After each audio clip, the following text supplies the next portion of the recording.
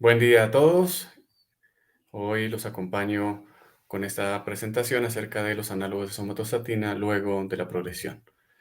Los temas que voy a tratar son estos y voy a comenzar con las características que predicen mejor respuesta al tratamiento con análogos de somatostatina. Posteriormente sobre la evidencia del tratamiento con análogos como estrategia luego de la progresión. Y finalmente el uso de los análogos de somatostatina como terapia de mantenimiento luego de un tratamiento de quimioterapia o terapia con radionúcleos. Comencemos entonces con esas características que pueden predecir una menor respuesta y que por tanto haría que esos pacientes que las tengan no sean buenos candidatos para su uso. Este es un estudio retrospectivo que incluyó 248 pacientes que tenían una imagen para receptores de somatostatina, una gamografía con Octotide positiva y 77 pacientes con una gamografía negativa, distribuidos entre tumores de origen intestinal, pancreático y pulmonar.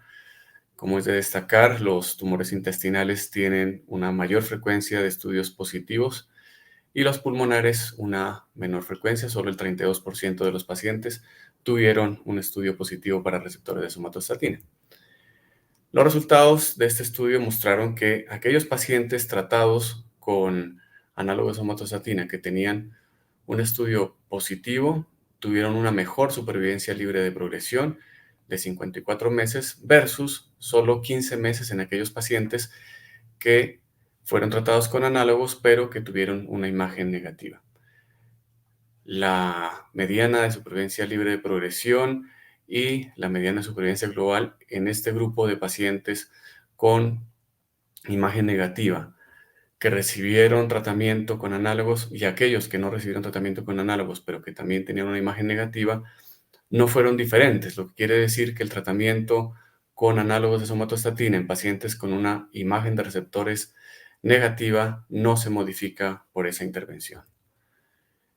Se ha hablado también de la carga tumoral como un límite para predecir la respuesta a los análogos de somatostatina. Estos son los resultados del PROMID, uno de los primeros estudios de fase 3 con Octotide para tumores neuroendocrinos intestinales.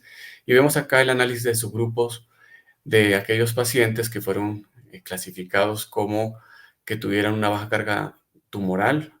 Esto se refiere a que el volumen de las metástasis hepáticas ocupaban menos del 10% del volumen total del hígado. La supervivencia libre de progresión en ese grupo de pacientes tratados con Octotide fue mucho mejor que aquellos tratados con placebo.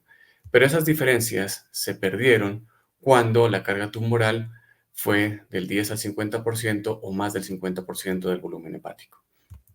En el Clarinet, que es el estudio que evaluó la eficacia de lanreotide en pacientes con tumores gastroenteropancreáticos, también permitió hacer un subanálisis de las poblaciones con una carga tumoral hepática menor al 25% del volumen del hígado y aquellos con una carga tumoral mayor al 25%.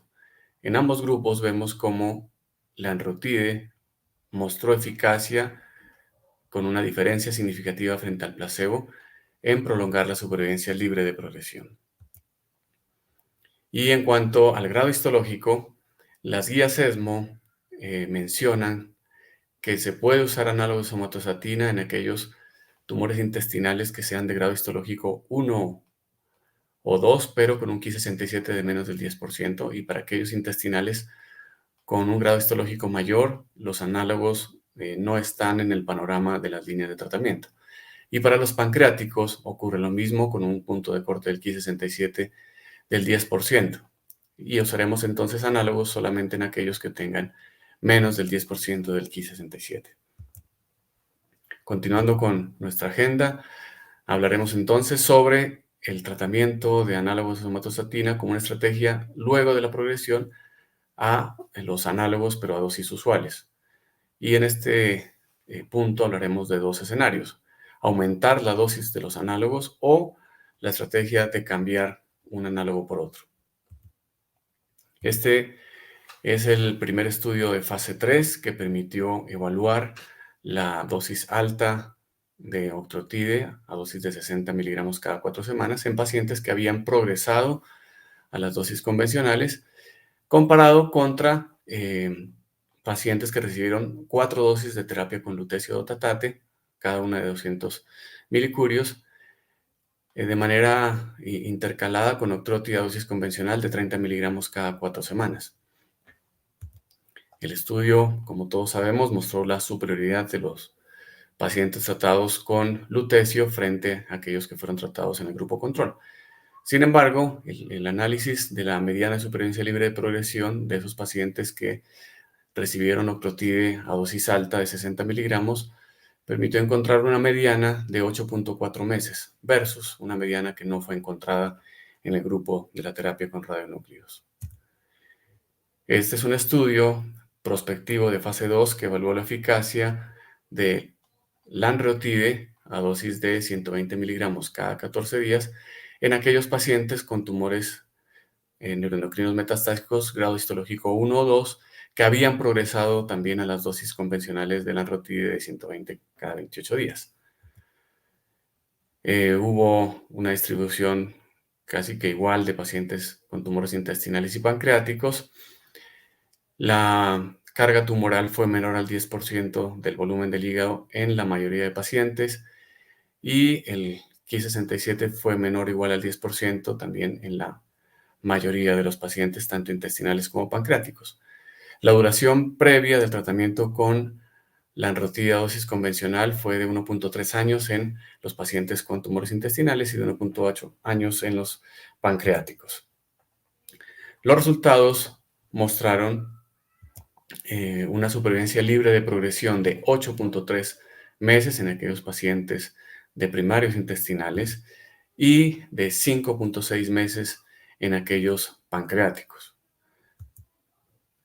Hablando del grado histológico, en este mismo estudio, no hubo diferencia significativa en la supervivencia libre de progresión en los tumores intestinales cuando el punto de corte del Ki-67 fue menor o igual a 2 o menor o igual al 10%, con una supervivencia libre de progresión muy similar, tanto en los intestinales como en los pancreáticos, aunque hubo una tendencia a ser menor en el grado menor.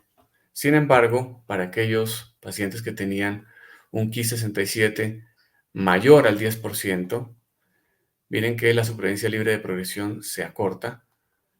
En los intestinales se acorta a 5.5 meses y en los pancreáticos a 2.8 meses. Este es una revisión sistemática y un metaanálisis de todas las publicaciones que se han hecho con relación a el uso de dosis alta de análogos de somatostatina en tumores neuroendocrinos luego de la progresión a análogos en dosis estándar. De los 29 estudios valorados, 11 fueron incluidos en este metaanálisis. Estos son los 3 estudios prospectivos incluidos. Este es el NETTER-1 que ya les comenté, este es el CLARINET-FORTE que también les comenté, y este es un estudio italiano que evaluó la eficacia de octreotide a dosis de 30 miligramos cada 3 semanas. Esta escala que se utiliza para evaluar la posibilidad de sesgo, pues es baja en los 2 estudios ya mencionados y moderada en el estudio del grupo italiano. Y los demás estudios incluidos son todos retrospectivos, con estudios pues muy previos a la aparición de los análogos de larga acción, como lo ven ustedes a las dosis diarias, y luego los estudios posteriores ya evalúan diferentes dosis, por ejemplo 160 miligramos cada 2 o cada 4 semanas, 30 miligramos o más de 30 miligramos cada mes, 180 miligramos cada 4 semanas para la lanreotide o 60 miligramos cada 4 semanas para octreotide, o el acortamiento del intervalo de 120 miligramos cada 21 días para la lanreotide. Y estos son los resultados del metaanálisis. Lo que se encontró es que en la tasa acumulada de incidencia de progresión se encontró una supervivencia libre de progresión a favor de la intervención con una proporción de pacientes del 62% por cada 100 sujetos tratados cada año y una tasa de control de enfermedad del 45%. Hablemos ahora de la estrategia del cambio de análogo. Encontré este estudio reciente que es retrospectivo, revisando las historias clínicas de los pacientes que fueron tratados con lanrotide después de octrotide.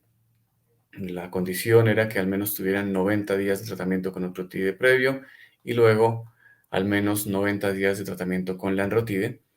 Fueron 91 pacientes con tumores gastroenteropancreáticos, la mayoría metastásicos, la mayoría también bien diferenciados, y el promedio de tiempo que habían recibido octrotide fue de 38 meses. 22% de los pacientes fueron cambiados desde octrotide a lanrotide por evidencia de progresión. En 36% de los pacientes no se pudo establecer la causa del cambio, y en el otro 45% las causas fueron solicitud del paciente y cambios en el aseguramiento. En cuanto a los resultados para el grupo de pacientes que tenía enfermedad progresiva ante el uso de octrotide, que fueron 28 pacientes, se logró estabilizar la enfermedad en el 53%, con una mediana de supervivencia libre de progresión de 15 meses y una tasa de enfermedad estable a los 12 meses del 68%. El último punto a tratar es el uso de análogos de somatostatina como terapia de mantenimiento luego de un tratamiento con quimioterapia o terapia con radionúclidos. Empezaremos entonces con el uso de análogos como mantenimiento en pacientes tratados con lutecio DOTA. Este es un estudio retrospectivo con 168 pacientes y se analizaron dos grupos. El grupo 1 en el que los pacientes recibieron solamente terapia con radionúclidos, y el grupo 2, aquellos pacientes que recibieron la terapia con radionúclidos pero combinada con análogos de somatostatina, bien sea de manera simultánea o como terapia de mantenimiento al final de la misma. Hubo un mayor beneficio en la supervivencia libre de progresión para aquellos pacientes que recibieron la terapia combinada frente a aquellos que recibieron solo terapia con radionúclidos. Y en la supervivencia global también hubo un beneficio con una mayor supervivencia global en aquellos pacientes que recibieron la terapia combinada frente a aquellos del grupo de monoterapia. También hubo una mayor tasa de beneficio clínico en aquellos pacientes con terapia combinada. Ese grupo de terapia combinada, les decía, se dividió en aquellos que recibían mantenimiento, es decir, terminaban los ciclos de terapia con radionúcleos y después recibían mantenimiento con análogos de somatostatina, y el otro grupo lo recibían de manera similar a lo que vimos en el NETTER, terapia combinada durante la terapia con radionúcleos y seguida después de una terapia de mantenimiento con análogos de somatostatina. La supervivencia libre de progresión fue muy similar en los dos grupos, y de manera llamativa fue mayor o mejor la supervivencia libre de progresión en aquellos pacientes que tuvieron solamente terapia de mantenimiento y no terapia combinada. Los autores informan que esta diferencia se pudo deber a que en este grupo de pacientes quedaron incluidos pacientes de un mejor pronóstico. Esta es otra publicación que evalúa básicamente lo mismo, la terapia de combinado mantenimiento después de terapia con radionúclidos, en el cual no se encontró diferencias cuando se administra sola versus combinada. Aquí está la mediana supervivencia libre de progresión, que fue de 4.7 años en el grupo de análogo de somatostatina versus 6.4 en aquellos que recibieron solamente la terapia con radionúclidos. Este es otro estudio también recientemente publicado que evalúa la eficacia de lanrotide como terapia de mantenimiento después de una primera línea de tratamiento. Los pacientes pues estaban, la mayoría en estado metastásico, también la mayoría tuvieron un Ki67 entre 3 y 20%, es decir, grado 2, y también la mayoría tuvieron quimioterapia como primera línea de tratamiento. El esquema de quimioterapia más usado fue esquemas de quimioterapia basados en temozolomida. Las tasas de respuestas que habían logrado a esa primera línea fue respuesta parcial en el 23% y enfermedad estable en el 76%, sin que fuera diferente en el grupo que después de la quimioterapia había recibido mantenimiento o lanrotide. Y para aquellos pacientes que fueron puestos en terapia de mantenimiento con lanrotide, la proporción de pacientes vivos y sin progresión fue mayor que aquellos que fueron puestos en seguimiento con placebo. Lo mismo, las tasas de control de la enfermedad se mantuvieron más altas en aquellos pacientes que recibieron análogos somatostatina lanreotide como mantenimiento versus aquellos que estuvieron en seguimiento con placebo. Para terminar, entonces, lo primero que debe destacarse es que no son buenos candidatos para uso de análogos somatostatina, como lo mencionan las guías ESMO, aquellos pacientes que tengan una imagen de receptor de somatostatina negativa. Pongo aquí que sean no secretores porque en aquellos pacientes que tienen secreción hormonal se debe hacer la prueba de supresión de la secreción hormonal con análogos y ese es el tratamiento estándar, independiente que la imagen sea negativa. En aquellos pacientes que tienen una rápida progresión, posiblemente debamos usar otras terapias y solo hasta lograr unos periodos de estabilización mayores podríamos intentar el uso de análogos y los tumores que sean bien diferenciados pero con alto grado histológico, pues no son buenos candidatos, al menos no en el escenario de primera línea.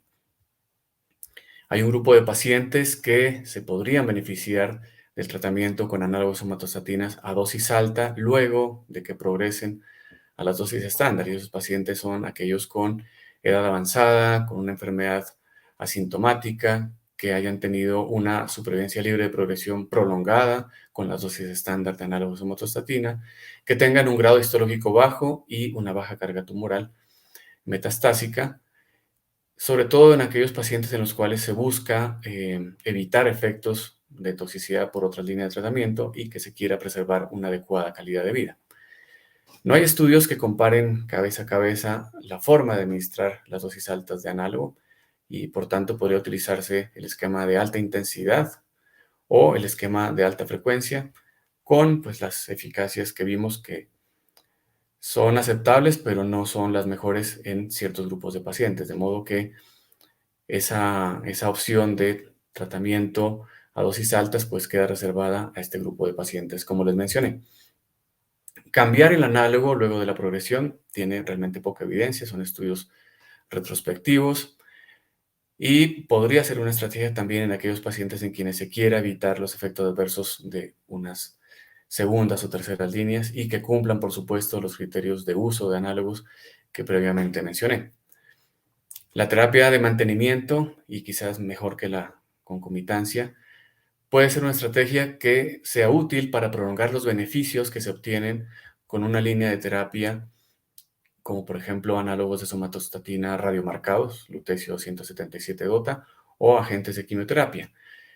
Y la intención sería potenciar los beneficios logrados, prolongando la supervivencia libre de progresión, sin exponer al paciente a una toxicidad limitante por esas primeras líneas. Gracias por su atención. Desde el Instituto Nacional de Cancerología quedo a sus órdenes. Estos son mis correos de contacto para la remisión de pacientes a nuestro hospital o para recibir sus inquietudes.